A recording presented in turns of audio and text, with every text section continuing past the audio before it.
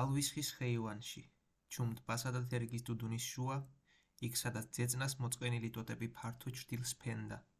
ელი უსმენდა საკუთარი სევდის ხმას და კითხულობდა საყვარელს შელლის. ფარშავანგისვნებიანი წივილი აკრთობდა. ბამბის კულასავით თეთრი ფინია, ფხიზელ, სუსტ და აბეზარდარაჯად უდგა. რამინო თითქოს ელის გულში უზისო. პირველი ასრულებდა, რასაც მეორე მოისურვებდა. რამინომ გამოსცემნა თავგვისოდენა ფინია და მანვე ნიანგის ტყავში ჩაასმევინა სასურველი წიგნები. ელიმ და ჰექსლეიმ კავკავშივე გადასყვიდეს ზამთარი მიუნხენში გაეტარებინათ, სადაც სოფლური სიმშვიდე შეერთებულია მსოფლიოს ქალაქის კულტურასთან და სადაც ხელოვნების საიდუმლოებანი მრავალ გასართობს უმზადებენ და საუცხოოდ ჩარჩო თევლინებიან ქალვაშს. პირდაპირ არ მეუშურებიათ საზამთრო ბინესთვის. ჰექსლეიმ გზა მოგზაურობით აქცია. ელიმ პირველად ნახა რუსეთის თვალოსდვენელი ველები. იგიმა ვოლგის მშვიდ ზვირთებზე ხომალდით ტორტმანი. დაათვალიერა ლევ ტოლსტოის იასნაია პალიანა და მეფე ზარბაზანი. სკანდინავიის სალკლდეებს, ფიჭვნარსა და ჩქერებს გადახედეს და ბერლინ-პარიზში ფეხი მოიკიდეს მცირე ხნით. არეულში დაბეჭდილებებში უნდა გაქნილიყო ფიქრი წარსულზე და ჰექსლეიმ მიზანს მიაღწია. ელის აჩრდილად აღარ დაჰყვებოდა თბილისის გეგმა, მამის უსნაურობა, ბავშვის ალერსი. იყო პროპელერის ხმაურობა, გვიდო რენის, ბეატრისა ჩენჩის სურათის სილუეტები, ახალი ოპერის ჰანგები, ყავახანის მოცეკვავეთა გიჟურ რხევასთან გადაბმული და საილუსტრაციო ჟურნალების ხროვა და ჰექსლეის უსაზღვრო, ნაზი პატივისცემა. მკვდრო მიუნხენის გაზეთებს სალაპარაკო მასალა მისცა 3 უცხო სტუმრის აეროპლანით მოულოდნელმა ჩამოფრენამ. გაზეთების წერდნენ. ქალბატონმა განაცხადა, აეროპლანით მხოლოდ სასწრაფო და თანაც დიდი საქმისთვის თუ შეიძლება მოგზაურობა, თორემ სასიამოვნო ჩემთვის ყოველ შემთხვევაში არ იყო რაო. მუდმივი რყევა ჰაერის ორმოებში ჩავარდნა და ყოველივეს მხოლოდ ზერილეთ სქერა მოსაწყენიაო. არაჩვეულებრივი მდგომარეობა მხოლოდ რამდენიმე წუთით არის საყურადღებო. მერმე კი მოსაბეზრებელიაო. სტუმრებს სასტუმრო მეტად მოეწონათ. ბატონმა ჰექსლეიმ წინა დარბაზი დაიჭირა. ბატონი ბრომლეი მესამე სართულის 4 ოთახით დაკმაყოფილდა. ეს ახირებული მილიარდელი ოთახებში მაინც არ ცხოვრობს და თუ დროიხელთა სახლის ჭერზე ადის, სადაც გამაკი გააბმევინა და იძინებს არხეინათო. ქალბატონი ელი, რუსეთის ცნობილი გვარიშვილის ქალი, მეორე სართულის უკანა ნაწილში მოთავსდა, რომელიც სასტუმროს ადმინისტრაციამ აღმოსავლეთურ გემოვნებაზე მორთო. კარიკატურისტი იუმორისტმა ცდილობასაც გადააჭარბა. თუმცა პირდაპირ ბრომლეი არ იყო დასახელებული, მაგრამ ადვილად გასაგები იყო, ვის შეეხებოდა აქ შემოკლებით მოყვანილი დასურათებული შარჟი. მილიარდერი დავნაძლევდეთ. ვინ ისნობს მილიარდერს ყოველ შებრუნებულ სიტყვაზე დავნაძლევდეთ რომ იქადება? იგი იყო. კლემანსოს რომ მიაძახა. დავნაძლევდეთ თუ საფრანგეთი გაიმარჯვებსო. კლემანსოს ფონი ისე არაფერი გახარებია თავის ცხოვრებაში, როგორც მილიარდელისგან წაგებული შამპანური ბოთლის მიღება. ეს ჩვენი გმირი იყო. ვენელ როტშილდს რომ დაენაძლევა, ფრანკის ფასი მეტად დაეცემაო და როცა წინასწარმეტყველება გამართლდა, სწორედ მან მისწერა როტშილდს თქვენგან 500 ფრანკი მერგებაო. როტშილდის კანტორამ ვერ გაიგო ტელეგრამა და თუმცა მოთხოვნილ 500 ფრანკი გაუგზავნა პატრონს შეეკითხა. ასე მცირე თანხა რაგვარად დაგვიდო ვალათო? ეხლა ვეღარ ვიცანით მილიარდერი, თუმცა იგი რამდენჯერ მეგვინახავს წინათ. წლებს დაღი ვეღარ დაუმჩნევია, მაგრამ ცნობილი ორი მეჭეჭი აღარ აუშნოებს ხვირს და ძველი ჭრილობის დაღი შუბლზე თითქმის გამქრალა. პარიზის კოსმეტიკურ ინსტიტუტს გაუმარჯვნია, მაგრამ ნახაზი უფრო ნაზად გამოსახავს ცვლილებას. დავენაძლევთ გუშინ მოჩონდრილი პიჯაკი, უფორმო ქუდი და წაღები. ხელში ჯოხად უჭირავს მოკაუჭებული კეტი, ცხვირზე ეებერთელა მეჭეჭი და ყბის ქვეშ თხელი, გაჩხერილი, მოწითალო ღეროები, ვითომ მწვერებიაო. ზედა ტუჩს ფარავს უსწორმასწორო, ჩამოწოლილი ულვაში და პირში გაჩხერილი აქვს საბათმანე მოკლე ყალიონი, რომელიც ედება ჟილეტებიდან ბუჩქად ამოვარდნილ ყელსახვევს. ეს საზაგლობა დაჰყურებს ფეხებთან ლაღად მიწოდით ღორს. სურათს მიწერილი აქვს. ახ სადრფო ჩემო იმედო. დავენაძლევთ დღეს კოხტად გაპარსული სუფთა სახე. შაპოლაკი ოდნავ გვერდზე მოგდებული. გახამებულ საყელოიან გვირიშტიან საგულეს ჩამოხვება ქინძის თავ ჩამორჭობილი კოპწია ყელსახვევი. მორგებული შავ ვიზიტკას მიჰყვება ზოლებიანი შემოკეცილი შალვარი. ბადე მაქმანი წინდები და ყვითელ ლაიკის კოხტა ქოშები. მარცხენა ფეხზე დაკნობილია. მარჯვენა კი ჯვარედინად გადაუდვია მარცხენაზე და მხოლოდ ფეხის წვერით ეხება მიწას. მარცხენა ხელში უჭირავს აბოლებული სიგარა.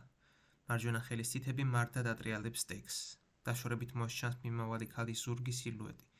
ქვეშ მიწერილია: ვერ მიუწვდით, ცეცხლი მეტება. ბრომლეის ჟურნალ-გაზეთებში ჩაციება თავს აბეზრებდა, მაგრამ არ შეიმჩნია. ჰექსლეის გულის სიღრმეში რაღაც ეამა. ელის გაეცინა. ქალის სილუეტის მნიშვნელობა არ უნდა და გაეგო, მთლიანად ვერ გაიგო, მაგრამ თავი დაიჭირა. მოაგონდა კიდეც, რომ ბრომლეისთანაა. დისკრესიონ სანაძლეო ბევრი ჰქონდა წაგებულიცა და მოგებულიც, რომ თვითონ ქართველურის რიდით თუმცა არაფერს ასთხოვდა, მაგრამ ბრომლეის ამერიკული სისწრაფით მოჰქონდა ბოხჩა. ხელსაქმნარის ხელსაწყო, ყვავილები ვაზაში, რომელიც უეჭველია, ვინმე დიდებულის სასახლიდან იყო გამოტანილი. ხინძის თავი და ყველაფერი ეს უბრალო. შესახედავად უმნიშვნელო, იაფასიანი, მაგრამ ცოდნესათვის ერთადერთი, იშვიათი, ფასდაუდებელი. ჰექსლეის განზრახული აქვს მიუნხენში კინოქარხანა გახსნას. ერთხელ ელიმ გაზეთში ამოიკითხა. ახალგაზრდა მომღერალ ქალს ახტასებით შეხვდა კნეინა გორდელიანისა. მირთმეული ძვირფასი თაიგული კნეინამ გაუგზავნა მომღერალს. ეს გულწრფელი უშუალო პატივისცემა მით უფრო დასაფასებელია, რომ დიდი ქალბატონი ღრმა მცოდნეა ხელოვნებისა და განსაკუთრებით კი მუსიკისა. ეს მე ვარ მუსიკის დიდი მცოდნე. ღიმილით დაეკითხა ელი იქვემდგომ ჰექსლეის.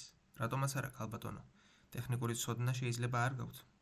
მაგერა თქვენ სწორედ შით და მკვეთრად გამოსხმ თაზრს. ესეც თქვენი დაფასება.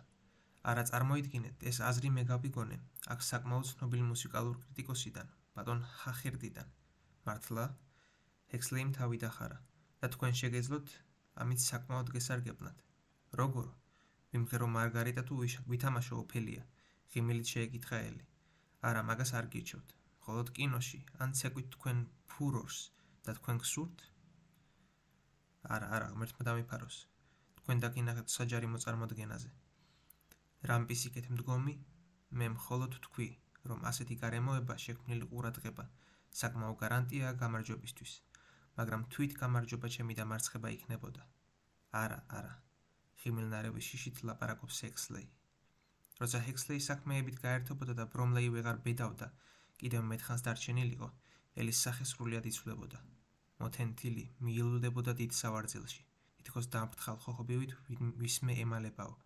წუთითაც აღარ ეფარებოდა ქუთუთო უპეებში, ღრმად შავარდნილ თვალებს. მაშინ გარბოდა იგი მუზეუმებში და იქ საათობით იჯდა კაულბახის ბედნიერი ქალების პორტრეტების, ბიოკლინის ავტოპორტრეტის, ანახორეტის, ან მიცვალებულთა კუნძულის წინ. ყოველი ნახვის დროს განსაკუთრებულ შთაბეჭდილებას ტოვებდა ელიზე რიდლის საკუნტალა, რომლის თმის წყობა, სილაღე მოაგონებდა ახლო წარსულზე საკუთარ სიყმაწვილეს, მაგრამ სადღა იყო გულუბრყვილობა, სიამენი ქვეყნისა. ხელოვნების ნაწარმოებს ყურადღებით ათვალიერებდა იგი, არა ფიქრთ გასართულად, ცოდნის შეძენის და ესთეტიკური განცდათა მისაღებად, არამედ პირადი ტკივილების გასამწვავებლად, მივიწყებულის გასახსენებლად, ახალ იარის მისაღებად და აღსაძვრელად. ეს იყო მწუხარებით ლოთობა და რაც უფრო ხშირად დააქროლებდნენ გამიჟნურებული ვაჟები დრამიდან ღამის ყავანახებში, დოღიდან სამხრის ჩაიზე, რაც უფრო ძვირფასი იყო ამბაჩა და სირაქლემას კალმებიდან შეკერილი ზედაწელი, მით უფრო დიდხანს რჩებოდა იგი, იდუმალი ტანჯვის გამომხატველ ქანდაკებასთან, ნახატთან. ნერვებს წვავდა ორივე მხრიდან. სახურმა მოახსენა, ბატონი ბრომლეი გთხოვთ, დღეს საღამოს საშუალება მისცეთ, ორფეუმში გადაგიხადოთ წაგებული. როცა ელიმ პასუხი არ გასცა მსახურს, ჰექსლეი მოპასუხა. კარგი. მსახური გავიდა. მართალია მოგახსენოთ, მიუბრუნდა ელი ჰექსლეის. ეს მუდმივ ვითომდა ნაძლევის გადასახადად გაწეული ხარჯების ბატონ ბრომლეისა უხერხულად მდგომარეობაში მაყენებს. რათა შემოკარგო ქალბატონო. ბატონ ბრომლეის ასეთი ჩვეულება აქვს. განა გაზეთში მაინც არ წაიკითხეთ, ყველას ენაძლევება, მეტი სახელის კი აქვს შერქმეული. დავენაძლევთ მილიარდერი. წაკითხვით კი წავეკითხე, მაგრამ ყოველ დღეს მისი ორჯერ მაინც შეხვედრა, მასთან დროს გადარება, მეტად მოსაწყენია და ასეთ მცირე სიამოვნებაზე ნუ იტყვით უარს, თანაც იგი მეტად საჭირო კაცია ახლა ჩვენთვის, უკაცრავად ჩემთვის, მაგრამ მე იმედი მაქვს, რომ ჩემს კეთილდღეობას თქვენც იზიარებთ. თქვენ რითი ხართ მისგან დამოკიდებული? აი ეს კინო, რომელიც მე წამოვიწყე, ჯერ ერთი დიდ თანხებს თხოვლობს, ბევრად მეც ვიდრე ვფიქრობდი, და თან ამერიკის ფილმებთან შეთანხმება მხოლოდ ბატონ ბრომლეის დახმარებით შეიძლება. ელი ჩაფიქრდა. საიდან მოიპოვა ამ სრულიად გაუნათლებელმა ადამიანმა და როგორც ეტყობა თავიდანვე მეტად ღარიბი ოჯახის შვილმა, ასეთი უთვალავი სიმდიდრე და რას უფრო საკვირველი ასეთი გამავლობა. თქვენ თუ გაინტერესებთ ასეთი კითხვები და დროსი შოვნით მის წასაკითხავად, მე სიამოვნებით მოგართმევთ კარგად მოზრდილ წიგნს, როგორც ჩვენი ბრომლეის, ისე სხვა ამერიკელი მილიარდელების შესახებ. ბრომლეი 20 წლის წინათ ჯერ კიდევ უბრალო კოვბოი იყო და 15 წლის წინათ მეკასპის სახელს ატარებდა. შემთხვევით, გონი ასტორის რწმუნებული გულმოსული იყო თავის მოიჯარა დრეზე და მან ჩამოდენილი მთელი საქონელი რამდენიმე ათასი თავი ხბო, მაგას მიჰყიდა ნისიად. ელი ყურადღებით უსმენდა. ამან გაუგდო სახელი. გაზეთებმა განგაში დაჰკრეს, ბრომლეი მთელ საქონლის ასტორიასას იძენსო და სხვა ბანკებმა კრედიტი გაუხსნეს. წვრილმა მეჯლოგეებმა მაგასთან დაიჭირეს საქმე. ბრომლეიმ არ მოინდომა ამ პირველ ნაბიჯზე მოგება, არამედ შეეცადა სახელი უფრო მოეხვეჭა. საქონელს ყიდულობდა ყველგან, ყიდ და სულ მცირე მოგებით, ხან წაგებითაც კი. სინდისიერად უსწორდებოდა მოვალეებს და თითქმის მთელი ხორცის ვაჭრობა ხელში ჩაიგდო ჩიკაგოში. ასეთი ორგანიზატორი სხვადასხვა საზოგადოებებმაც მიიწვიეს და დღეს მილიარდელია. ადვილი ყოფილა თქვენში გამდიდრება. არა ქალბატონო, ჩვენში სხვა ქვეყანაზე უფრო ძნელიც კი არის. რამდენი გაღატაკდა თუ გნებავთ იმავე ბრომლეის გამდიდრებისათვის, მაგრამ ბრომლეის დიდი კომერციული ნიჭი აქვს. ურყევინების ყოფნა დღემდე მაინც ჰექსლეიმ საიდუმლოდ გაიღიმა. არაფერი აინტერესებდა გარდა სიმდიდრისა. ხომ ნახეთ, მეჭეჭები მის ხვირზე, მხოლოდ 45 წლისა მოიცალა ამ დამამახინჯებელი წერტილებისთვის, თუმცა მათ მოჭრას მხოლოდ 3 დღე სჭირდებოდა შინდარჩენა. ხომ ნახეთ პირველად მისი ტანის ამოსი თითქოს სტომრებიდან ყოფილიყოს გამოკერილი. მე მგონია უკანასკნელ დღეებამდე ბატონი ბრომლეი იმავე თერს საკერვინებდა თავის ტანის ამოსს, რომელსაც საკერვინებდა კოვბოით ყოფნის დროს და ეს პირველი სასტუმრო, სადაც მან 4 ოთახი დაიკავა. წინათ 2 ოთახი კმაყოფილდებოდა, ერთში დგებოდა თვითონ და მეორეში მისი მდივანი. ეს მდივანი კომერციულ და ფინანსურ კითხვებისთვის დიდი სპეციალისტი უნდა იყოს. პირიქით, მდივანი მხოლოდ იმიტომ ყავს, რომ ჩაწეროს და აასრულოს, თორემ ისე ყველაფერს თვითონ ხელმძღვანელობს. ასეთი თავდადება რაიმე იდეისთვის, რა თქმა უნდა, მთებსაც კი შეანძრევს. ქრისტეს მოციქულებმა უბრალო მებადურებმა დაიპყრეს ქვეყანა თავისი გადაცებით, თავდადებით და რაც გიგვირთ, რომ ამერიკელი იძენდეს სიმდიდრეს, როცა ისინი ისეთივე თავდადებულნი არიან სიმდიდრისთვის. ევროპას აღარ აქვს შეურყეველი მისწრაფება სიმდიდრისადმი. იგი გადაცებულია პოლიტიკური, მეცნიერული, მხატვრული იდეებით. როგორც თქვენ არ ყავთ როკფელერი, მორგანი, ბრომლეი, ისე ამათ არ ყავთ ლენინი, ბეთჰოვენი, კანტი. თქვენ მხოლოდ ნახევარის გულით ეკიდებით სიმდიდრეს, ჩვენ უკაცრავად ამერიკელები ეკიდებიან მეცნიერებას, ხელოვნებას, პოლიტიკას. თქვენთვის პირველია სახელი აზროვნების მეფობისა, ჩვენთვის პირველია მეფობა სიმდიდრეზე. ჩვენ რა გვეძლება? უეცრად თავის და უნებურად დაეკითხა ელი. აკი მოგახსენეთ. გაგვირვებით თუ როგორ ვერ გაიგო ასე მარტივად ნათქვამიო, კითხა თავის მხრივ ჰექსლეიმ. მე ჩვენზე, საქართველოზე ვამბობდი. დამნევით ჩაილაპარაკა ელიმ. ჰექსლეი ჩაფიქრდა. მე მგონი თქვენ, ქართველები, ყველაზე უფრო არსებობის შენარჩუნებაზე ფიქრობდით და ჭეშმარიტად განსაცვიფრებელია თუ როგორ გაიტანეთ ამდენი მრავალგვარი უბედურება. მე შეიძლება ისე კარგად არ ვიცოდე თქვენი ისტორია, მაგრამ რაც ვიცი, მაგვირვებს, როგორ გადარჩით ამდენ მტერს. მტერს უცხოს შემოსეულს, მტერს შინაურს და თქვენ გაკაჟებული იბრძოდით არსებობისთვის. ეს არის პირველი, ყველა დანარჩენი ევროპული გატაცება მეცნიერებით, პოლიტიკით, ხელოვნებით და ამერიკის დევიზი, სიმდიდრე, დოვლათი, დოლარი, თქვენთვის მეორეხარისხოვანი მოთხოვნილება იყო თქვენი სულის. მე შევხვედრი, რომ საქართველოში ყველა მიმართულების, მდგომარეობის და ასაკის პიროვნებებს და განსვიფრებული დარჩენილობა, სადაც სრულიად მოულოდნელია, იქაც კი იპოვიდით ამ ძაფრ, ავადმყოფურ მუდმივ ფიქრს ეროვნული სხეულის შენარჩუნებისას. ასე არ იყო მგონი წინათ. არა, ესე იყო სწორედ. რამდენადაც მე ვიცი, თქვენი მეცნიერების მხატვრების სწორედ ეროვნული სხეულის შენარჩუნების იდეა იყო. თქვენი აზრით რა უნდა გვექნა? ვერ გეტყვით. ერთი რომ მე, როგორც გაამერიკელებულ ინგლისელს, ჰექსლეის გაიღიმა. ასეთი სიტყვებით დაინტერესება არ შემიძლია. მე ვეძებ მილიარდებს და მეორე, საერთოდ ყოველივე წინასწარმეტყველება კრეხელობად მიმაჩნია. ყველა წინასწარმეტყველი საქმის შესრულების შემდეგ არის დაბადებული, ან გამოგონილი, ან თვით წინასწარმეტყველებს გამოუგონიათ ამბავი. დაუჩემებია თვით წინასწარმეტყველეო. ბრომლეის პირველად ჰამბურგის ნავთსადგურში მოსწათა თვალი ელიმ. ბრომლეიმ ქალის გაცნობა ვერ გაბედა, თუმცა საერთო ნაცნობი ბევრი ჰყავდა. მორცხობამ თვით ბრომლეი გააკვირვა და შორიდანვე დაჰყვებოდა ღრუბლის ჩრდილივით. ელიმ შეამჩნია, რომ ყოველ ქალაქში, ყოველ გამოფენაზე ან თეატრში უეჭველად შეხვდებოდა ბრომლეის, რომელიც ღრმა პატივისცემით გზას დაუთმობდა, გულს მოუხდიდა და სხვა. ბოლოს კი აედევნა, როგორც სამოგზაუროდ ევროპაში ჩამოსული ამერიკელი, რომლისთვისაც სულ ერთია, რომელ ქალაქშიაც იყოს, ოღონდ სიამოვნებით გაატაროს დრო. და ამდენი ხნის განმავლობაში ბრომლეიმ ვერ გამოარკვია, თუ რა განწყობილება იყო ელის და ჰექსლეის შორის. მეგობრები, არ მწამს ქალვაჟის მეგობრობა, ქორწინოს ოლქმარია, მეტად შორის უჭირავთ თავი. მართლაც პოლიტიკური მოღვაწეები არიან, რომელთაც საიდუმლო მინდობილობა აქვთ. შეიძლება, მაგრამ არ ამგონია, ასე ფიქრობდა ბრომლეი. უფრო და უფრო იზიდავდა ელი. განიზრახა ამერიკაში დაბრუნება, იგრძნო, რომ ქალის დაშორება მეტად უზნელდებოდა. რაო, ამ სიბერის დროს შემიყვარდა, რა სისულელეა. ჟინი მინდა დავიკმაყოფილო, თუ ეს საიდუმლოება მიზიდავს. გაუგებარი ამბავია. და ყოფილი ეჭვი ჰექსლეისადმი გაასკესდა. წინათ ასეთ შემთხვევაში ბრომლეი პირდაპირ ცინიკურად შეეკითხებოდა ან ქალს, ან ვაჟს. სულ ერთია, ან ორივეს ერთად. ან მიმართავდა მაძიებელ კანტორას და ყველაფერს დაწვრილებით გადმოულაგებდნენ, მაგრამ ეხლა ელის მოერიდა. ელის საიდუმლოების სახალხოდ გამოფენა თითქოს მასაც აკლავდა რაღაცას. რით ცხოვრობს მაინც ეს ქალი? ესეც კითხვაა. გადაკვირით კითხა მუსაებში ჰექსლეის და სრულიად გულახდილი პასუხი მიიღო. ქალბატონ ელის გულზე აქვს საუნჯე, რომლის დახარჯვა არს კი შეიძლება 4-5 წელი. თუ მივიღებ მხედველობაში მის ძლიერ შეზღუდულ მოთხოვნილებას. ბრომლეის ეგონა ჰექსლეი ქალის სხეულის რაიმე თავისებურებაზე ამბობსო და წარბები შეჭმუხნა. მე არ ვარ სპეციალისტი, განაგრძო დაწყებული პასუხი ჰექსლეიმ, მაგრამ ვატყობ, რომ უცხო რამ არის.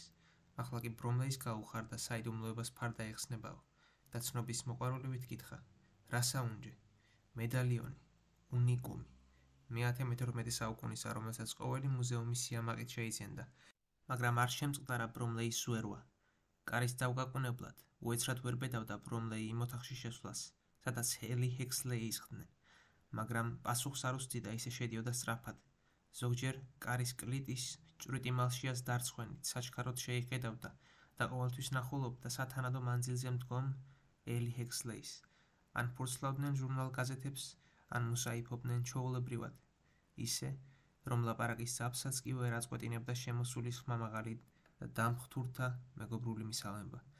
ერთ საღამოს გვიან ღამით, როცა სამივე ოპერეტა ყავახანიდან დაბრუნდა, ბრომლეიმ აასრულა ავტომობილში მოსაზრებული გეგმა. იგი მიიმალა ლიფტის ოთახში. მთელი საღამო ნებათა ამაღზნებელ ატმოსფეროში იყო სამივე. ოპერაში მოისმინეს ტრისტანი და იზოლდა. ყავახანაში კი გარდა უნგრულ მუსიკისა, ხამბანდისა და ყვავილების ერთმანეთში სროლისა, ყველაზე კარგად იმოქმედა მეტრდოტელის მიერ უხსტუმართათვის შეზავებულმა კრიმჰილდას სასმელმა, რომელსაც 2-3 ყლარტმაც ელისაც გაუბრწყინა თვალები და არაერთხელაც მსაკურული სხიმილით ათქმევინა ჰექსლეისთვის, რომ იგი შორიდან და უეჭველია უიმედოდ ეალერსება გვერდით მჯდომ ესპანელ მომღერალ ქალს. მართლაც ჰექსლეი მოიბოდიშა და სუფრიდან წავიდა, რის შემდეგ მომღერალი ქალის სუფრაზე გაჩნდა მთელი პატარა ბაღი და ქალმა მადლობის ნიშნად თავი დაუქნია ჰექსლეის, რომელმაც ნამალევადვე ჭიქის აწევით უპასუხა. ელის ეს არ დაუნახავს, ისე მხოლოდ ატყობდა რაღაცას. ასეთი საღამოს შემდეგ ბრომლეი ფიქრობდა, რომ თუ რამე კი არის მათ შორის გამომჟღავნდებაო და სულ განაბული იჯდა გაჩერებული ლიფტში. ჰექსლეი გამოდიოდა თავისი ოთახიდან, ბრომლეიმ გადასყვიტა, წინ გადაღობებოდა, მაგრამ ჰექსლეის შეხედულებამ შეაჩერა. თავს ცილინდრი ეხურა და ტანზე პალტო ეცვა. ფეხაკრებით უკან გაჰყვა. ჰექსლეი კიბეზე ჩავიდა. ბრომლეის თვალწინ წარმოუდგა ესპანელი მომღერალი ქალი. უსდის უეჭველია პაემანი აქვთ. ელის ოთახებს მიაყურა. სიჩუმე, ოდნავი შრიალი. ჟურნალს ფურცლავს ალბათ. არაფერი მესმის, ვერ გამიგია. გასწია თავის ოთახისკენ. აქ დერეფანში სინათლე უხვად ჩამოდიოდა. ფეხისხმაც მოეცმა და აჰყვა პირველსავე პაწი აკიდეს არ შეამჩნიონ, რომ ზვერავდეო. სხვენი, წინა თეთრეული საშრობი და დეკორაციების საწყობი, ბატონ ბრომლეის ჰქონდა დაკავებული. აქ ისროდა საბმელს, ეკრივებოდა მოკრივეს, ხტოდა მაგიდებზე, დგებოდა თავზე, დადიოდა ხელებზე, იძინებდა იგი ჰამაკში. იქვე კუთხეში რამინომ თავისი კარავი მოაწყო. ბრომლეი აპირებდა მიმალულიყო. ჩვეულებრივ ჩაფი წყალი ტანზე გადაესხა და რადგან არავინ ყავდა სავარჯიშოდ, მანეკენთან გაემართა კრივი. ფიქრებში გართულმა გაიარ გამოიარა და უეცრად ინდოელის კარავს მიადგა. კარად ჩამოშვებული ფარდა გადაწეული დარჩენოდა რამინოს და იქიდან მზის ცოცხალი სხივი ეფინებოდა იატაკს. შეიხედა, კარავს მეორე მხრიდან ტილო არ ჰქონდა, ჩამოშვებული და სხვენი პირდაპირ უსაზღვრო სივრცეს უერთდებოდა. ბრომლეი უფრო გააკვირვა აღმოსავლეთისაკენ სახელმწიფოებელმა რამინომ, რომელსაც ხელები თავის უკან გადაეხლართნა. ნამას სასრულებს და ბრომლეის უნდა გაშორებოდა იმ ადგილს, მაგრამ შეამჩნია, რომ ინდოელი ნელ-ნელა ეშვება ფეხის წვერებზე. ბრომლეი ცქერად გადაიქცა. ინდოელი ბრინჯაოსაგან ჩამოსხმულ ქანდაკებას გავდა. იმდენად სწორი, მკვრივი, მოხდენილი და ყოველი ნაკვთის მოძრაობაში იმდენად სიცოცხლით სავსე იყო. არა, ეს ლოცვა არ უნდა იყოს, ეს ვარჯიშობა, თავისებური, გაიფიქრა ბრომლეიმ. რამინო ხან სრულიად შეწყვეტდა სულის თქმას დიდხანს. ხან კი ისე მეთქვამდა სულს, რომ თითქოს სიმაღლე ემატებოდა. ბოლოს ინდოელი წყნარად შემოტრიალდა და ისეთი სისწრაფით მოისხა ხალათი, რომ ბრომლეის ეს მოძრაობა სრულიად გამოეპარა. ვიჭიდაოთ, მიმართა ბრომლეიმ. ინდომ დაბლად დაუკრა თავი და თავაზიანად უარი უთხრა თავის გაქნებით. არა, უნდა მეჭიდო. ისევ ღრმად თავის დაკვირით და ისევ უარი. დავენიზლაოთ. ინდოს გაეღიმა. ბრომლეიმ აღარ აცალა ინდოელის გარკვეულ პასუხს და ხელი ჩაავლო, მაგრამ 2 წუთის შემდეგ ბრომლეიმი განსუფრებით შენიშნა, რომ იატაკზე წევს. ინდოელს კი ხელები ჩვეულებრივ გულზე დაუკრეფია და მშვიდად დასკერის. მხოლოდ ხალათი დავარდნია ძირს. ჭიდაობაში მაჯობე, უეჭველია, ნიზლავი ჩემსია. ახლა კრივი ვსინჯოთ. ინდომ ნიშნად სრულის უარყოფისა უკან დაიხია და თავის ხალათს წამოკრა ხელი ასაღებად. არა, ვერ გაგიშვებ, უნდა ვიკრივოთ. გზას უღობავდა ბრომლეი და საკრივოდ გასწია მუშტები, მაგრამ ამავე დროს მარჯვენა ხელში რაღაც ისეთი მოხვდა, რაც სრულიად არ ჰგავდა მუშტს და სიმწარისაგან უკან დაიხია. ეს რა ყოფილა? ინდოელმა ძილობიანად თავი დახარა, თითქოს ბოდიშს იხდისო, რომ სურვილს ვერ უსრულებს მოწინააღმდეგეს და წყნარის ნაბიჯით მიიმალა ქვედა სართულში. საუზმეზე ელისთან შევიდა ჰექსლეი და ბრომლეი. დამითმეთ თქვენი ინდოელი, მიმართა ბრომლეიმ ჰექსლეის. არ შემიძლია? $10,000. მე ხომ მონები არ მყვანან. 15,000. თქვენ ნუ შემიშლით ოღონდ ხელს, რამინოს მე თვით მოველაპარაკები. თუ რამინო არ იქნება წინააღმდეგი, ასეთი თანხის უარისყოფა ძნელია. კუთხეში მდგარი რამინო ადგილზე ოდნავ შეინძრა. მან საყვედურით ერთი გადახედა ჰექსლეის და სახემ იმავე წამთ ჩვეულებრივი გამომეტყველება მიიღო. რა სიტყვით რამინო? დაეკითხა ბრომლეი. თქვენ მარტო თანხმობისათვის 15,000 აძლევთ ბატონ ჰექსლეის? ჩემი გასამრჯელო. სრულიად დამოკიდებულია ამ თანხიდან? სწორედ, მას მიეცით. რამინო ნელის ნაბიჯით გავიდა ოთახიდან და სამუდამოდ გაქრა. ვერ ნახეს მხოლოდ მისი ტანსაცმელი. სხვა ყველაფერი, ნაჩუქარი ნივთებიც კი დაწყობილი დახვდათ მაგიდაზე და 2 სიტყვა ინგლისურად. აღარ მომწონს, რაც აქ ხდება. კარზე დაგაყუნების შემდეგ ბრომლეი და ჰექსლეი ახალგაზრდულის მხიარულებით შემოვიდნენ, თითქოს ერთმანეთს მოსდევდნენ. თქვენ უნდა გაგვასამართლოთ, ქალბატონო, ელი მათ მიუბრუნდა. ვერ გაიგო რას ელაპარაკებოდნენ. მეტად მოწყენილმა სახემ ორივე შეაქრდო. რა გნებავთ? აზალდების ღიმილით შეეკითხა ელი. რამინო წავიდა. ვიცი, ბედნიერი. კიდევ უფრო მწუხარე სახე ფანჯრისაკენ მიაბრუნა. შენც უნდა წახვიდე, თითქოს რაღაც უმღეროდა ყურებში. რა ვქნა ქალბატონო, გარწმუნებთ ჯერჯერობით შემთთვის შეუძლებელია რუსეთში წასვლა და არც თქვენ გირჩევთ, რომც მოხერხდეს. ყოველ საშუალებას ვიხმარ, რომ გამოვაწყო თქვენი გამგზავრება, ოღონდ ცოტათი გამხიარულდით, დაუმატა ბრომლეიმ, რომელსაც სრულიად არ შეეძლო მწუხარების ცქერა. ელიმ სახეს თითქოს ხელით გადააფარა ღიმილი. და მერე რა გნებავთ? ბატონ ჰექსლეის არ მეაქვს რამინოს დათმობისათვის დაპირებული თანხა. გაუხარდა ბრომლეის, რომ ელი ჩვეულებრივ მუსაებში ჩაება. როგორ გამოვართვა, როცა რამინო წავიდა, ბატონ ბრომლეის მისი სამსახური და რუსარგებლნია. თქვენ ხომ დაუთმეთ თქვენი უფლება და რამინო როგორ მოურიგდებოდა ბატონ ბრომლეის, ეს მათი საქმე იყო. აი, მეც მამას ვამბობ. კარგია, ეხლა გავათავოთ. ჰექსლეიმ გამოსწვილი ჩეკი პორტმანში უკმაყოფილოდ ჩაიდვა. ისევ სიჩუმე ჩამოვარდა, რაც მეტად აწუხებდა ბრომლეის. ისი ტანჯება ჩვენ მოსვენებას არ ვაძლევთ, ფიქრობდა ორივე ვაჟი. ელი არაფერზე არ ფიქრობდა, მხოლოდ გარინდულს ესერებოდა გული. რამინოს წასვლამ ყველა ცუდგუნებაზე დაგვაყენა. ვიღა ეშმაკია ეს რამინო. გვიანბეთ მაინც, მიმართა ბრომლეიმ ჰექსლეის. ჰექსლეიმ ბუხარში ფიჩხების შეჰყარა. ეტყობოდა მომავალი მოთხრობის ჩარჩოებს ხაზავდა და სავარძელზე გადაჯდა. ჰექსლეის ამ მოძრაობას ელიმ ისეთნაირად შეხედა, რომ ჰექსლეი წამოდგა და სავარძელზე დაჯდა. ბრომლეიმაც გზლად გაშლილი ფეხები გაისწორა. უკაცრავად მე მინდა შემექმნა ინგლისი ჩვენი კლუბების ილუზია, სადაც ცალკე ოთახში ბუხართან ლასლასად ასე ვჯდებოდით და გრძელ ამბებს მოუთხრობდით ერთმანეთს. იქ მანდილოსნები არ გისმენდნენ, უეჭველია, მაგრამ ამას მნიშვნელობა არ აქვს. გვიანბეთ ოღონდ.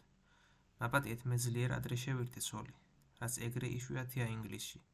პირველ თვეებში შევამჩნია, რომ ჩემი მცირე შემოსავალი ვერ დააკმაყოფილებდა ოჯახის მოთხოვნილებას და გადავწყვიტე სადმე დამეკმაყოფილებინა, ნახევრად მეცნიერული, ნახევრად ახალგაზრდული ცნობის მოყვარეობის სურვილები. მე 16 წლის წინადვე შევუდექი აღმოსავლეთის შესწავლას და აი ინდოეთს მივმარდე, სადაც წინათ მსახურობდა მამა და სადაც მრავალი ნაცნობები შერჩენოდა ჩვენს ოჯახს. ჩემი ძმას დროებით იქ იყო. პირველ ჩასვლისთანავე საქმე კარგად წავიდა. მე უკვე იმედი მქონდა უკან დაბრუნებისა. დიდარმა ბუნებამ და გამოუცდელმა და მეტად პატიოსანმა ხალხმა საშუალება მომცა მალე მიმეღწია მიზნისთვის. მართალი გითხრათ, მე სიყვარულითა და მადლობით სავსე ვიყავი ინდოეთისადმი და ბევრი რამ თეთრკანიანთა განწყობილებისა ინდოელთათმი სრულიად უსაფუძვლოდ, უაზროდ და უსამართლოდ მეჩვენებოდა. უმთავრესი საზღვარი ის იყო, რომ თეთრი ინდოელის მიმართ მუდამ მართალი უნდა დარჩენილიყო. ყოველი ევროპიელს უეჭველად მხარი უნდა დაეჭირა თავის, ასე ვთქვათ, თანამოკანისთვის. ბოდიში ვიხდი ბატონო ჰექსლეი, ამერიკელს გძლად დალაგებული მუსაიფი ვეღარ აეტანა, მაგრამ ჩვენ მგონი თეატრში ვაპირებთ წასვლას. ეხლავე შევამოკლებ და აი ერთხელ, როცა ვიწრო ქუჩაში შევუხვია, ვხედავ ვიღაც წაიქცა. რევოლვერი გავარდა. ინგლისელი ოფიცერი აპირებს წაქცეულს ხელმეორედ ესროლეს. რევოლვერზე ჯოხი დავკარა და რევოლვერი ხელში გაუვარდა. ინდოელი წამოხდა და აუჩქარებელის ნაბიჯით გაუდგა გზას. ოფიცერი მომიბრუნდა და მითხრა: თქვენ ამინაზღაურებთ შეურაცხყოფას. რა დამჩენოდა მე თქვა, გარდა იმისა, რომ მზათა ვარ. განვაგრძე გზა. უეცრად წინ გადამეღობა ინდოელი, რომელმაც მძიმედ თავი დამიკრა. მე უკმაყოფილოდ გავხედე და იგი ისეთივე მძიმე თავის დახრით გამშორდა. მთელი კოლონია განსაკუთრებით ინგლისელებისა აღაყანდა. მე გამოვედი მოღალატე. ჩემი მეტოქე ოფიცერი ვიღაც ბარონეტის მემკვიდრე, მეტად მდიდარი და მეტად უმწეო. ჩემს თანაგზნობასაც იწვევდა. იგი სრულიად არ იყო მაბეზარი, მაგრამ ახლა იძულებული გახდა როგორმე დაეღწია თავი საერთო ზიზღისა და დამცირებისაგან. დუელი მეორე დღეს უნდა მომხდარიყო. პირობები მეტად სასტიკი დადეს, უკანასკნელ სისხლის წვეთამდე. საგონებელში ჩავარდი. მეტოქის მოკვლა არ იყო ძნელი. მაღალი, გრძელხელებიანი, სუსტი და მოუხეშავი, როგორიც არიან ალკოჰოლით დაავადებული სხეულები, მაგრამ მის სიკვდილს უეჭველია მოჰყვებოდა ინგლისის საზოგადოების მხრით ჩემი მუდმივი დევნა და მე ხომ არც ბაირონი ვარ და არც შელი. გადავწყვიტე თავი გადამედვა და როგორმე უსიკვდილოდ გამოსულიყავი ამ ბრძოლიდან. გეგმა დავაწყვეტა, ხასიათის მთელი ენერგია შემოვიკრიბე. მე ვცდილობდი მოწინააღმდეგე ისე დამეყალა, რომ ხელი ათრთოლებოდა და როცა ხმალს გავაგდებინებდი, დამბაჩის დამიზნება მარცხენა ხელით ვერ მოეხერხებინა. ამ გადაწყვეტილებამ ორი მძიმე ჭრილობა მიმაღებინა, მაინც ვიბრძოდით მთელი 2 საათი. მოთმინება დაკარგული სეკუნდანტები გვაქეზებდნენ. როცა ვიფიქრე, დრო დადგა თქო, ქვევიდან აქნევით მკლავში მძიმედ დავჯერი. სეკუნდანტებმა აღარც კი შეგვაჩერეს, რომ ბოლო დადგომოდა ჩვენს ფარიკაობას, მაგრამ სისხლმა იფეთქა და ხმალიდანაც კი წვეთა იწყო. ექიმმა განაცხადა, მხოლოდ ხმლით ბრძოლა აღარ შეიძლებაო. დამბაჩები მოგცეს. დაღლილმა მეტოქემ მარცხენა ხელით ვერ ამომიყო ნიშანში. ისევ მე დავჯერი. დუელი გადაიდო მეტოქის გამომთელებისადმი, მანამდის კი აკრძალული მაქვს ინგლისში ჩასვლა. საწოდავით დღემდე ცოცხალია, ვერ მოიკეთა, დასახიჭრებული ეხლაც ნახევრად ლოგინაცევს და მე ხომ დავხედიალო.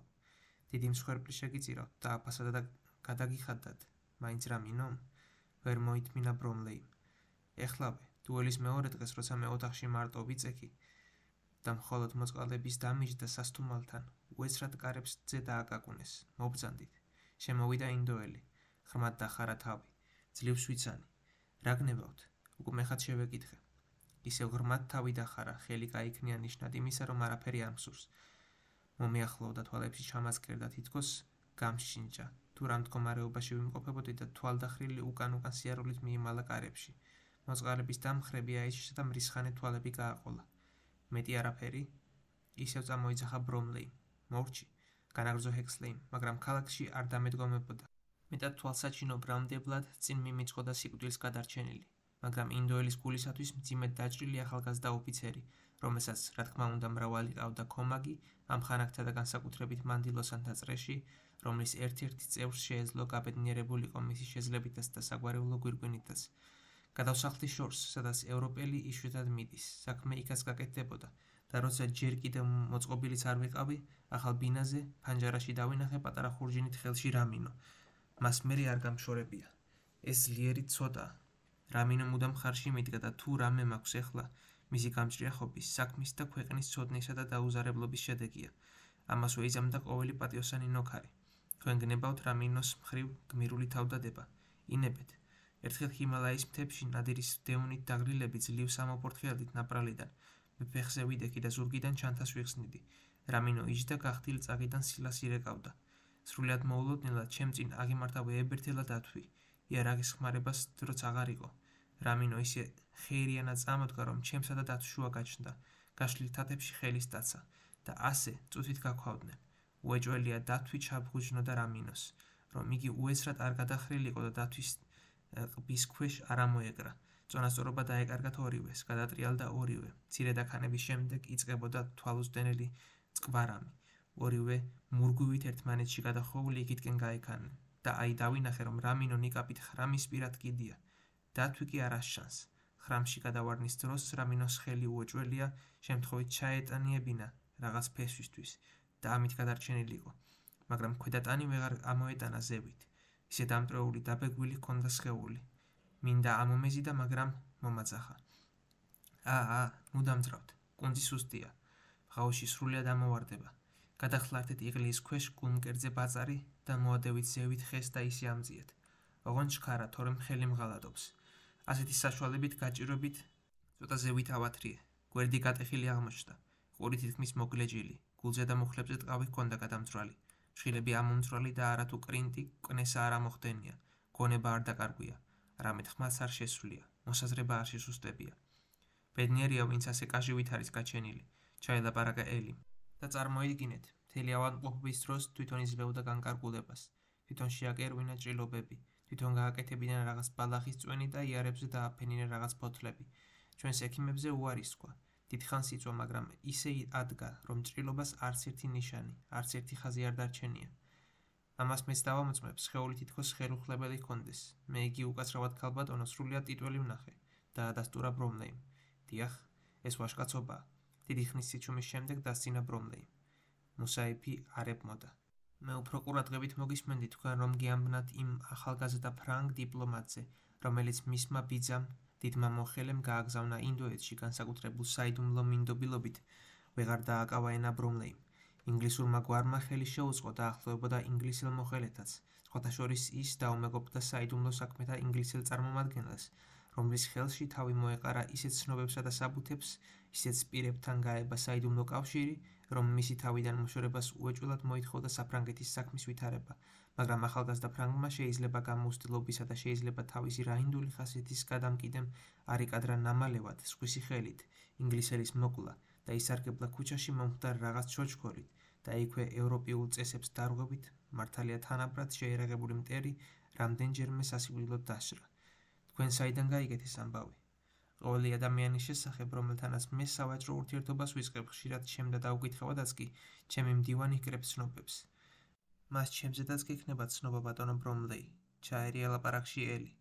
მე მოგახსენეთ, სავაჭრო ურთიერთობა ესთეტიკურ მხარეს მდივანი ვერ შეეხება. ბრომლეის თავისი პასუხი მოეწონა. განაგრძეთ დაწყებული ამბავი. შეტაკებას დიდი შედეგი მოყვა. ინგლისელ საფრანგეთს შორის უსიამო მიწერმოწერა დაიწყო. მსხვერპლად დაეცა, გარდა ახალგაზრდა დიპლომატისა, მისი ბიძაც. ოჯახი გაუბედურდა, მაღალმა საზოგადოებამ ცუდად შეხედა არაჯენტმენურ საქციელს, ახალგაზრდა გარიყული დარჩა და იგი შეუდგა ცდას. როგორმე დიდი სიმდიდრით შეძენითა და ან რაიმე პოლიტიკური აქტით ერთბაშად გამოესყიდა შეცდომა. აღადგინა ოჯახი და თავისი სახელი. აი თურმე რისთვის მაჩქარებდით, ძალდატანებით გაიღიმა ჰექსლეიმ. თქვენ ხომ რამინოზე მეკითხებოდით და არ მეგონა, თუ გაინტერესებდათ ვიღაც ფრანგი ახალგაზრდა დიპლომატის სწორი ბიოგრაფია. ჰექსლეიმ ხაზი გაუსვა სიტყვას სწორი. ელისთვისაც ნათელი გახდა, რომ ბრომლეიმ ბატონ ჰექსლეის ცხოვრების აღწერაში შეიტანა შესწორებანი და ამ ორის დაქიშვებაც უსიამოდ იმოქმედა. ბრომლეიმ მიუხვდა ქალს. ყოველ შემთხვევაში, მე უსურვებდი ახალგაზრდა ფრანგს კეთილშობილ მიზანს მიაღწიოს. მალე. ბრომლეი ეხლა ეჩვეოდა სალონურ მუსაიფს და ეს აშკარა ლაპარაკი ძლიერ მალულად გადაკრულ თქმად ეჩვენებოდა და ასეთი ხერხი მეტად ახარებდა. წავიდეთ, თუ მივდივართ, ვეღარ მოითმინა უხერხულობა ელიმ. ურიის ქალზე იგითხა შემქრთალმა ჰექსლეიმ. სიამოვნებით, დაეთანხმა ელი. სადაც გნებავთ, ოღონდ სამწუხარო არ იყოს, დაუმატა ბრომლეიმ. უკანასკნელ სცენას ნუღარ მოუსდით, რადგან ასეთი ნერვებიანი გახდით, ბატონო ბრომლეი, ღიმილით შენიშნა ელიმ. ასეთის ღიმილით თუ დამაჯილდოვებთ მოურჩები. ელიმ არაფერი უპასუხა და სამივე გაემართა კარებისაკენ, რომ თეატრში წასასვლელად მომზადებულიყვნენ. წავახანა საიდუმლო ბუ, წინა ოთახი, მოსასხამს იხდიან. სარკესთან ემბლემად დადგმულ ვეებერთელა ბუს ტიკინის თვალებში ელიმ დაინახა, რომ ზანგის ქალით ხელით კოსნას უგზავნიდა ჰექსლეის. უკანასკნელსაც რაღაც უნდა ენიშნებიოს, მაგრამ ჰექსლეის მხოლოდ ზურგი მოსჩანდა და თანაც იგი სწრაფად შემობრუნდა ელის და მიაწოდა მოსასხამის გახდის დროს ჩამორთმეული რედიკული. ასე დამეხმარება მეც, ასე უნდა მოვიქცე მეც. ამ ზარმა დაჰფარა ელის მთელი გონება და სხეული. ქალბატონი გორდელიანის ამოდის, პატარა სუფრაზე მჯდომმა ორმა მობაასემ შორიდან დაუწყეს მორიდებული ჭვრეტა. როცა მათ ჩამოუარა ელიმ, ერთი მათგანი ადგა, მას მეორეც აჰყვა და თავმდაბლად დაუკრეს თავი. წარმოიდგინე კონრად, მე თავს არ ვიდებდი ამ ქალის სურათის დახატვას. მეტად ბევრია მასში შინაგანად დიდებული, რაც არ მეხერხება. ან საიდან უნდა შეეძინოს ჩემს ყალამს ასეთი უნარი. ოსლამდე ერთი ლაღად გაზრდილი ადამიანი არ მინახავს. მე კი სიამოვნებით ვსინჯავდი, მაგრამ ქალბატონს გადაჭრილი უარი განუცხადებია, მილიარდერ დავენიზლაოსათვის. დიახ, მისთვის, ნანახსურათებიდან ყველაზე უფრო მოსწონებია ლემბახის დედა და ბავშვი, კალბახის მადელიანა, რიდლის საკუნტალა და ბიოკლინის მელანქოლია და უთქვამს, რომ შეიძლებოდეს ერთ-ერთი ამ ხატვართაგან სიამოვნებით დავახატვინებდი თავსო. ასეთი შერევა სტილისა ვერ ამტკიცებს ქალბატონის ესთეტიკურ განათლებას. მაგიერად იგი მოწმობს, რომ 4-ვე სურათში არის ამ ქალის თვისებები. აი დაუკვირდით, ამ ღრმა თვალებში ოცნებაც არის, გამბედაობას და შიშიც. მიმოხრას და სახეს ეტყობა, რომ თავის სიდიადეშიაც დარწმუნებულია და თან ერთგვარი განსვიფერბაც ატყვია ზოგიერთ ხაზს. და ამით თქვენი თეორიაც გამართლდება, რომ ხელოვნებაში საშუალო მცოდნეს, ხელოვნების მოთრფიალეს, მხოლოდ ის მოსწონს, რაშიაც მისი ნაწილი მაინც არის გამოსახული. ხელები, ხატვარმა სათვალეები გაისწორა. ისინი სწორედ კაულბახს უნდა დაეხატა.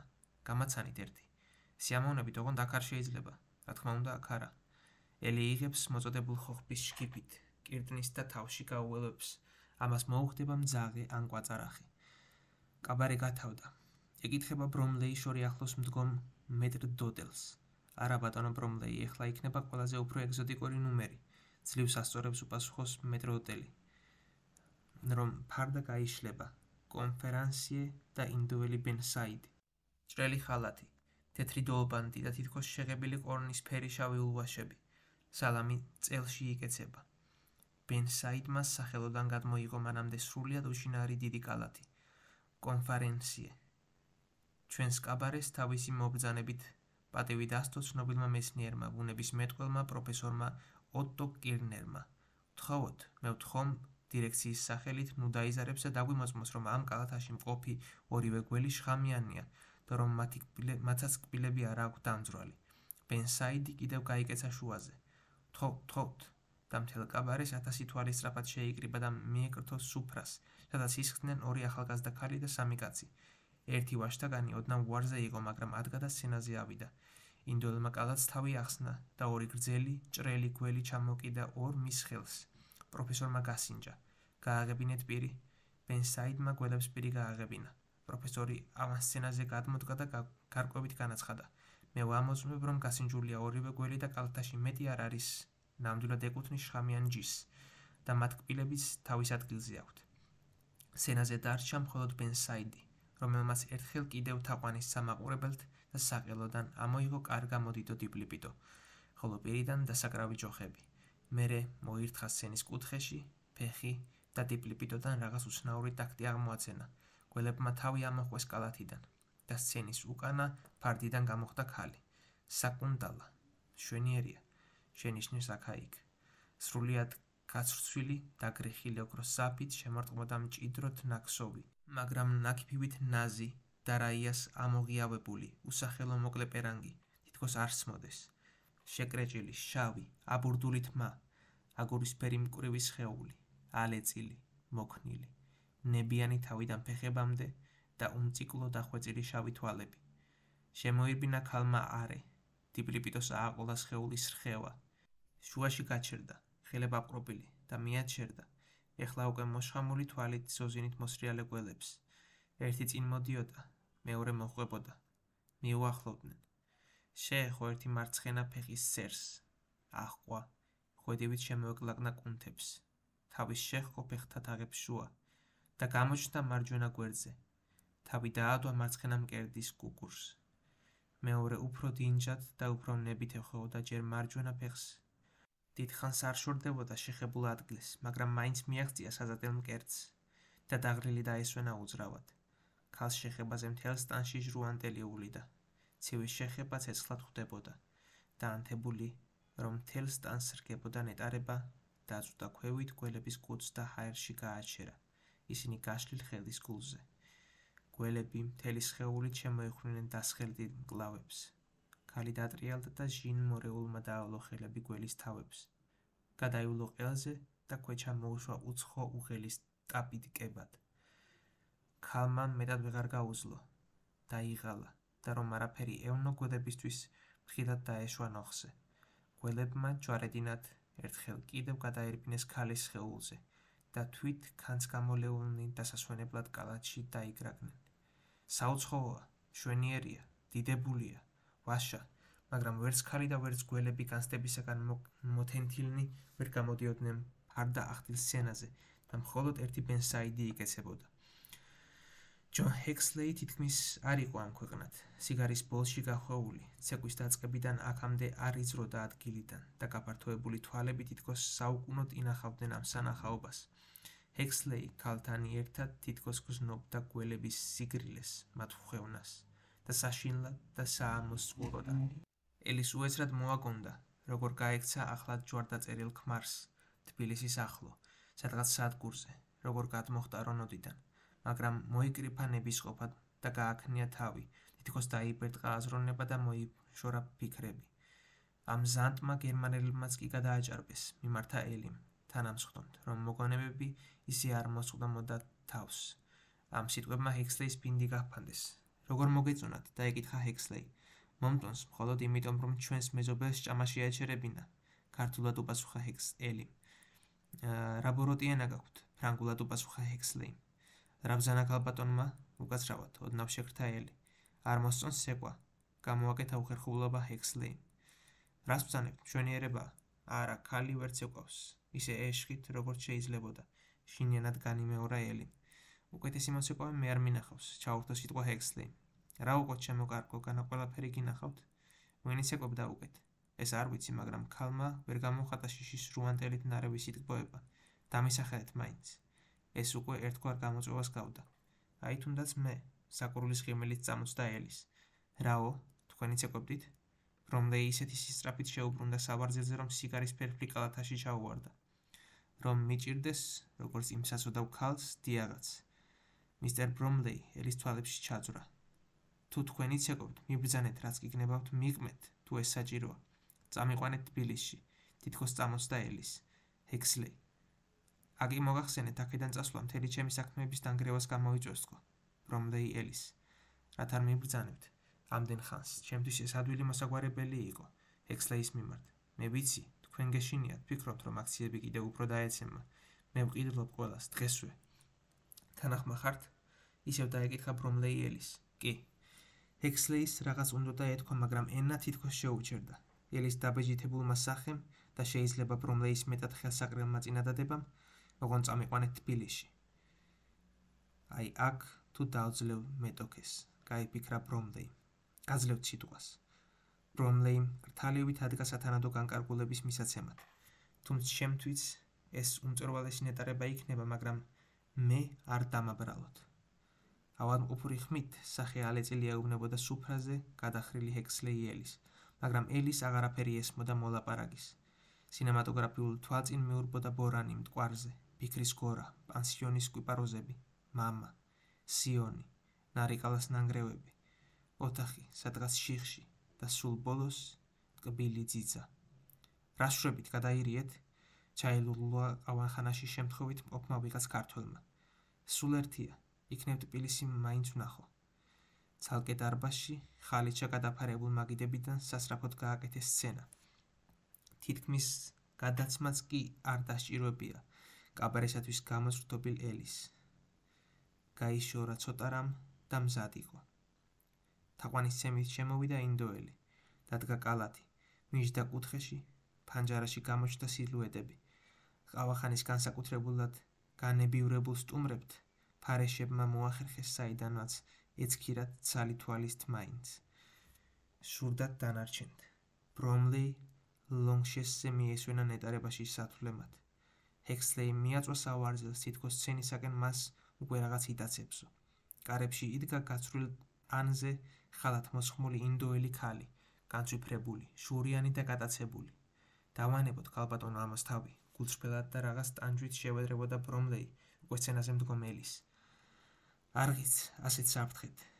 მე ისედაც წაგიყვანთ. არა, ხიმერით უპასუხა ელიმ და მოსახვევი გადააგდო. მან შეხედა, რომ ინდოელმა დიპლიპიტო დასაკრავად მოიმარჯვა. ელის სხეული არ იყო არც თეთრი სხეული სლაველი ქალის, არც კრამიტი ინდოელის, უცნაური კანი ქართველის ქალის, თეთრი, მაგრამ მზენაკრავი, ფერმრთალი, დახვეწილი, მაგრამ არაგათლილი. ეროპულ ჩარჩოში დენდად მოკვეთილი, ძველი ქართველი დარდიმანდი, ვინმე გიორგი შერვაშიძე ან შაქრო მაღალაშვილი, თუ შეამჩნევდა რომ დასვენოდა უმანკოების ფიფქი. ინდოელი უეცრად მივარდა ელის და დაყნოსა ტუჩებთან. ელი მღიმილით მოიშორა. არ შეიძლება, ქალბატონს შამპანური უსვამს, ღვინო, კონიაკი, არ შეიძლება. არაფერია, პირს დავკუმაო, ნუ გეშინია. იღიმება ჟინიანი ელი. ნუ ბოდავ, დაუკარი, დაუპყვირა ჰექსლეიმ. არ შეიძლება ღვინო, შამპანური, სუნი, ბუთბუთებდა დამტრეული ინგლისურით ინდოელი. რა სულელობ, ყველაფერს იხდის, დაუკარი მაგ ჯანდაბას. მივარდა მეტრდოტელი. დაიწყო. მაგე გაპობილი, კლდემა დაკარგული, თითქმის ტიტველი ქალი. ინსტინქტურად ისწორებდა, სწეცდა, აბურბუშებდა აღმართული ხელებით თმას და ელოდა ეხლა კიდევ უფრო ზანდად, წყობრად მოსრიალე გველებს. და ამ უდროვო დროს ელის ნათლად ეხადებოდა თვალწინ. გაიქცა ახლად ჯვარდაწერილ ქმარს. გადმოხტა რონოდიდან, თბილისის ახლოს სადგურზე. ეშინოდა განსაკუთრებით ყველაზე წარმოსადეგ, მტვერში გამნორულ, შორიდან მოსულ, ალით გაწითლებულ ჯარისკაცის. დოინც შემოყრილი, მეტისმეტი აღელვებით ზანდად რომ მოახლოვდებოდა. ხელს თუ შემახებს, გადავარდები ხრამში. მაგრამ გრძნობდა, რომ ეს შეხება იქნებოდა უმწვავესი და უტკბესი და შემდეგ უცნობ კაცს, ქართველს, შემდეგ ქმარს, შვინდაძეს, ხელს ჩაჭიდებული მიყავდა ალით განათებულ რონოდებით შორს, რაღაც ბილიკით მოხერხებულად. ელი უკან იხედებოდა და ის ჯარისკაცი მხოლოდ ერთი თან მისდევდა, სხვები ჩამოშორდნენ. შემოუბრუნდა უცნობი ქართველი. ესროლა, წააქცია. ელის უნდოდა მივარდნილიყო წაქცეულთან და რაღაც მოეგმექმედებინა, მაგრამ რა, ეშმაკმა იცის. მაგრამ შვინდაზემ ძალით წაათრია. ვერს კი მიხვდა, რისთვის მიიწევდა ელი. ეგონა გადირია, ეგონა შეეცოდა. ელის უნდოდა მოგონებანი მოეშორებინა თავიდან, მაგრამ არ ეყონების ყოფა. ვერს გაინძრა. სხვა მიზნითაც იყო შებოჭვილი. სასოწარკვეთით ჩაიქნია ხელი და ეს ცეკვის შესაფერი გამოდგა. ნებაში მილევა აღნიშნა. ქალი ცივით ანის შეხებამ ნეტარებას მისცა. სრულიად დაათრო. გველები ეხოვდნენ მეტის ახტაცებით, ეკუროდნენ და ეთმასნებოდნენ თეთრ ატლასკანს, რომელსაც ხელის არ შეხებოდა თითქოს. ისე გამოიცხირებოდა ნასადარბილს, ხურვალეს, ნებიანს, გველებისთვის კი მწველს. ქალის ამაჟროლებელ ხევას, ხელისა და ფეხის თითებემდის მისულ ნებას, გამომჟღავნებულ სცვარ ნაკრავს სხეულზე, თვალთა ელვარებაზე, კბილების წითელ ბაგეთა შორის თეთრ ქთომაზე, შურით შესქეროდა თვით ინდოელი მოცეკვავე ქალი. ახტაცებით და გაგიჟებით ჩაშტერებოდა ბენსაიდი, გველების ჯადოქარი, გაქავებული, გარეტიანებული, გაფართოებული თვალებით უხმოდ შეხაღადებდა სავარძელზე დაბჯენილი ჰექსლეი. ბრომლეი ჩაკეცილი, მოკუჭული ეგდო დივანში. სულგანაბული, თითქოს სქერას ერიდებაო, რაღაცის ეშინოდა და თვალს ვერ აშორებდა. გველები ძველებურად წყობრად შეძვნენ ფეხებში, გამოჩნდნენ წვივებში, ისევ დაიკარგნენ და ისევ გამოყვეს თავი ფერდებზე, საკინძურ ჩამოვარდნილ პერანგში. აიწიენ, გადაიხლართენ და ჯვარედინად ერთმა მარჯვენა მკერდს მეორე მარცხენა მკერდს თითქოს სამუდამოდ დაადეს თავი. ქალი არ ჩქარობდა. ის უფრო და უფრო ცდილობდა შეესვა სიგრილე ტანთ შემოჭერილ სხეულებისა და დაეელვებინა ამ მოალერსეთათვის თავისი არსების მზე. ჭეშმარიტად ეს არის გველების ღმერთი ქალი, მჯობნის, ბუტბუტებდა თავის გაუგებარ ენაზე ინდოელი მოსეკვავე ქალი. ამ ქალით დავიპყრობდი, რომ გამომყვებოდეს ინდოეთს ყმად დამიდგებოდა მაგარაჯი. ღვთაება, მშვენიერებაა, ფიქრობდა ბენსაიდი. იგი ჩაიგრა, იგი მიისრის ოგულზე. რა არის უმაღლესი? ასე ფიქრობდნენ ინდოელი ბენსაიდი. ფანჯრებში შემომცქერალნი რესტორნის სტუმრები და გონი თვით კედლების სცენა და განსაკუთრებით დიპლიპიტო, ახლა სრულიად გახელებული, გადარეული, ყოველ საზომსა და ტემპს გადასული. ქალი დაიხარა, გველთა კუდები ზეაიტანა, გველები აქაც შემოეჯდნენ და დასხებილ მკლავებს. ქალმა მოალერსე ხელები შემოავლა გველების თავებს, სიყვარულით გაჟღენთილი, ამღრეული, მინელებული თვალები ქვედახარა და გაპობილი ბაგენი უნდა დაეკონა ჭრელ მიჯნურებისთვის, რომ შემდეგ ყელსაბმურად შემოევლო. დარეტიანებული გედა ტორტმანით დაეშვა ნოხზე.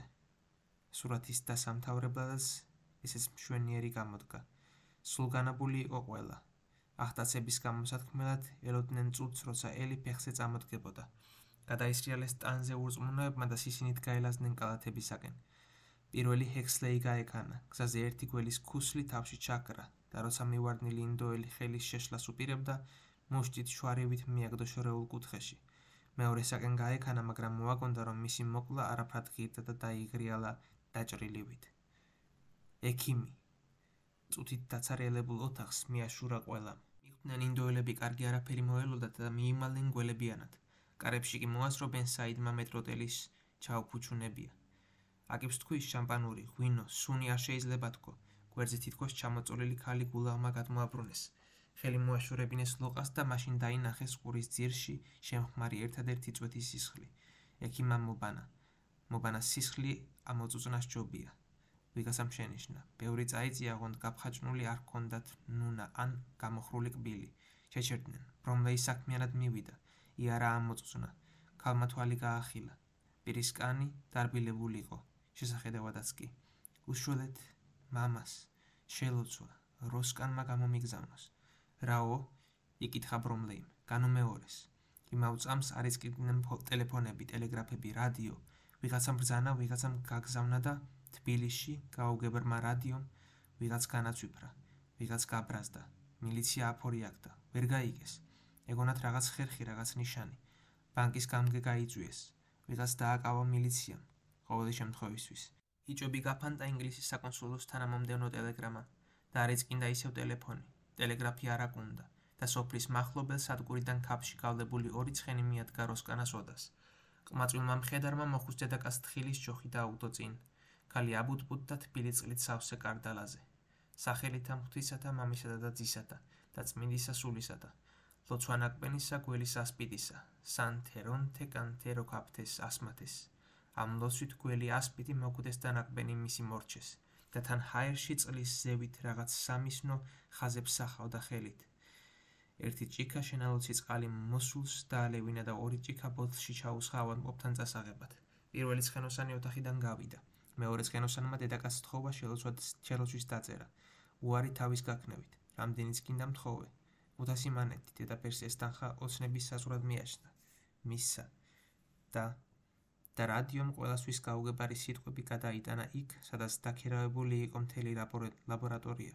დარაჯობდნენ, დათბირობდნენ ლონდონიდან, ბერლინიდან და ვენიდან გამოწერილი მსოფლიოში განთქმული დოქტორანტები და სადღაც კალკუტის უნივერსიტეტის კლინიკიდან მიიღეს ცნობა, რომ ახლად გამოგონილმა შრატმა ვერ გაამართლა იმედები.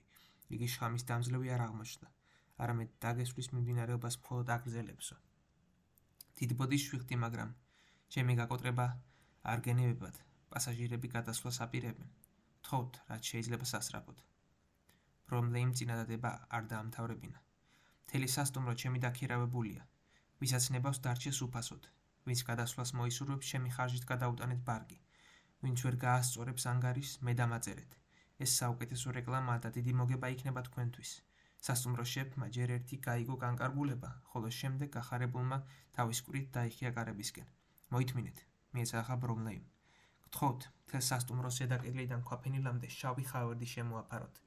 ისე, რომ არსად მოსჩანდეს კედელი, ფანჯრებისა და კარების ყვავილი გრეხილებით შეამკობთ.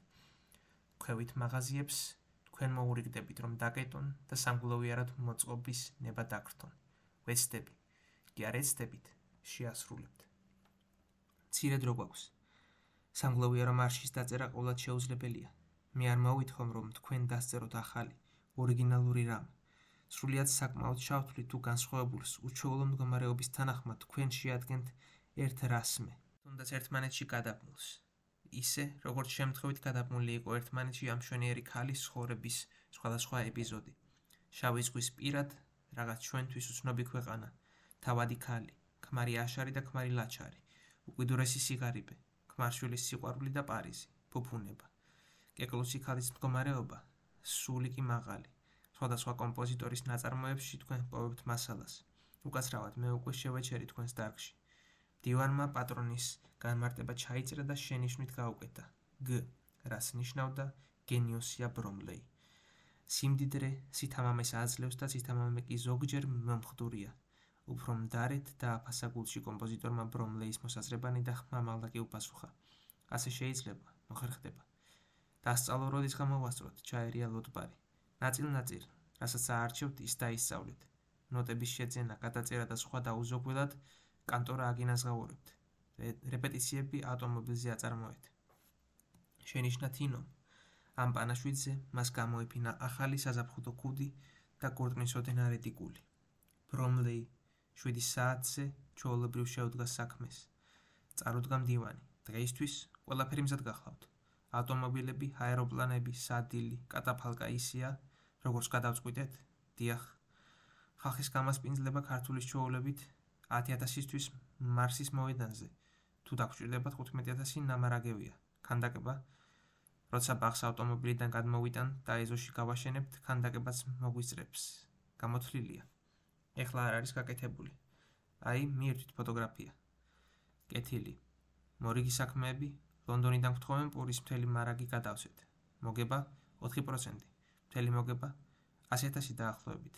სწორი რიცხვი, დივანმა ქაღალდები გადაფურშლა და მოახსენა. 98,694. რას ამბობს ჩვენი წარმომადგენელი? ეს უდიდესი ფასიაო, აწი დაიკლებსო, რადგან არგენტინიდან პური დაიძრაო. თანახმოვარ. შემდეგი.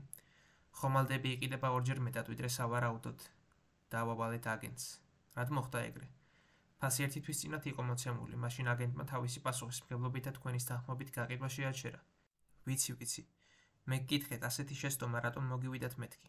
ჩვენ აგენტს სოდნია წინათვე, რომ ექსპორტიორები ტრანსპორტის მონოპოლიას იგდებენ ხელში, რათა საჭირო დროს თავის წრიდან გადმოერიცხათ არასასურველი პირები.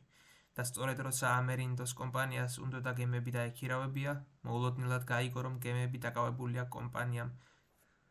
ჩვენ მოგვართვა, გადაესით ჩემი თანხმობა და ჩემი მიერ დანიშნულ ფასზე ზედმეტად თანხიდან 10% მიეცეს ჩვენ აგენტს გამჭრიახობისთვის. მისწერე აგრეთვე, რომ ამერინდოს კომპანიას გაუწიოს ყოველგვარი დახმარება და მისცენ შეღავათი, რამდენადაც ჩვენთვის საზარალო არ იქნება. შემდეგი ჩვენი აქციები ეცემა. ეს უსათუოდ ჩემი აქაური, ბრომლეიმ ვერ მოახერხა სიტყვის პოვნა. შემთხვევის გამო. დიახ, უეჭველია და ჩვენ შეგვიძლია დიდად ვისარგებლოთ 1-2 ზარდამცემი ტელეგრამა აქედან და ჩვენ შევძლებთ ნახევარ-ფასად შევიზღიდოთ. არა, გააწყვეტინა ბრომლეიმ სიტყვა მდივანს. ამ შემთხვევაში მოგება არ მსურს. პირიქით, ახლავე გადაიცით რადიოთი. საქმის ნამდვილი ვითარება და დაამშვიდეთ აქციონერები, რომ კომპანიას ფინანსური მდგომარეობა შეუფერხებლობის წარმატებით მიდის. შემდეგი. დანარჩენი წვრილმანებია, რომელთა შესახებ აღარ შეგაწუხებთ. აი, თამაშუქების დასაფარად განკარგულება ბანკს და სხვა. და მდივანმა გადასცა განკარგულებები, რომელიც მუსაეფის დროს გასცა პატრონმა და რომელსაც საჩქაროდ ბლოკნოტზე სწერდა მდივანი. ბრომლეიმ 200 მიაწერა და გავიდა თავის მცირე კაბინეტში. მდივანმა განცვიფრებით თვალი გააყოლა. მოგებარზე უარს ამბობს, საგვირველია. ბრომლეი მიუჯდა მაგიდას, თავი ხელებს დააპყრო და 2 წუთი თითქოს ისვენებდა. მიცვალებულის პატივსცემელნი ყველანი შეიკრიბნენ. აბა მსახურს უბრძანეთ ჩამაცვას, რაც ასეთ დროს შეეფერება. დაუძახეთ მდივანს. გადაცემის დროს ბრომლეი მდივანს ეუბნება. შეადგინეთ მთელი ხარჯთაღრიცხვა ღამის 11 საათამდე. ძნელია, თეატრები, კინოები და სადილოები ვერ მოგცემენ ცნობებს. ივარაუდეთ იმდენი, რომ დასამატებელი აღარაფერი დარჩეს. ზედმეტი კი გადაიცით აქაურ ღარიბთა თავშესაფარს. ერთი სიტყვით, მთელ ანგარის მე ხელი უნდა მოვაწერო ღამის 11 საათზე, 12 საათზე.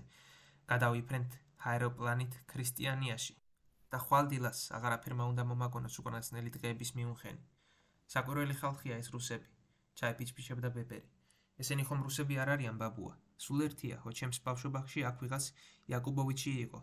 ერთ დღეს მთელ მიუნხენს გამოუცხადა, ვისაც რამდენი ლუდი გინდათ ჩემს ხარჯზე ვიტო. აბა თქვენს დალიეთ არა ბაბუ, იცოცხლე მთელი ქალაქი ძმადებივით დაბანცალებდა. მერე, აი ახლა 20 წელი იქნება მას მერე, მე ხვდებოდი ერთ ყმაწვილ სტუდენტს, დიდი მდიდარი არ უნდა ყოფილიყო, შეისყიდა რას პარკში ბუშტები ჰქონდა, დაურიგებდა ბავშვებს. ბავშვების სიხარულზე იზის მომღიმარი დარბოდა მათთან. ამბობდნენ ზოგჯერ მთელს თავის ფულს ამ ბუშტებში აძლევსო. მართალია, ერთ-ერთ ჩემ პატარა დასაც ერგვე ბუშტი. ჰაჰაჰა. სამს ერთმანეთზე გადაბმულ საბარგო ავტომობილზე გაეშენებინათ მთაგორიანი ბაღშა, ბალახით, პაწია გზებით, კოშკის ნანგრევითა და ვარდბუჩქნარით. შუაში ესვენა ყვავილების გრეხილებიდან დაწნული კუბო. მას მიჰყვებოდა მოფარდაგებულ ავტომობილზე მჯდობი სიმებიანი ორკესტრი და შემდეგ მიცვალებულის პატივისმცემელთა უთვალავი ავტომობილები, რომელთა შორის აქა-იქ ჩაბმული იყო ვეებერთელა მოძრავით აიგულები. წინ გზაზე ჰაერიდან სვიოდა ფერად-ფერადი ვარდები, რომელშიაც მტრად ირეოდა ატმისა და მიმოზას ყვავილის ნაზი ფოთლები. ამ წვიმას ქმნიდა თითქოს უხმოდ მოსრიალე აეროპლანები, რომელიც მორიდებით ეშვებოდნენ ძირს და ისევ აღემართებოდნენ მაღლა. პროცესია კრემატორიუმის გაღებულ ჭიშკარს მიადგა. შეშერდა ორკესტრის. ავტომობილები მგზავრებს სასწრაფოდ ჩამოსვამდნენ და გზაზე ორ მწყობ რიგად დგებოდნენ. კუბო ნელა გადავიდა განსაკუთრებულ მოწყობილ ლიანდაგებიდან ბაქანზე. კუბომ გადაისრიალა ბაქანი.